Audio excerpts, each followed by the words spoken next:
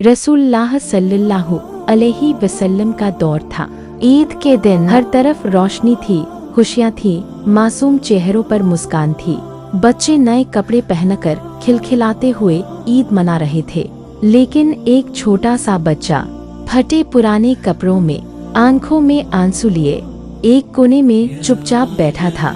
हजरत मोहम्मद सल्लल्लाहु अलैहि वसल्लम की नज़र उस पर पड़ी। आपका दिल पिघल गया। आप उसके पास गए, मोहब्बत से उसके सर पर हाथ फेरा, फिर नरम लहजे में पूछा, मेरे प्यारे बच्चे, तू इतना उदास क्यों है? बच्चे ने कांपती आवाज में कहा, मेरे वालिदैन नहीं रहे, मेरे लिए ईद क्या होती है मैं क्या जानूं या रसूल अल्लाह। ये सुनते ही रसूल सल्लल्लाहु अलैहि वसल्लम की आंखों से आंसू बह निकले।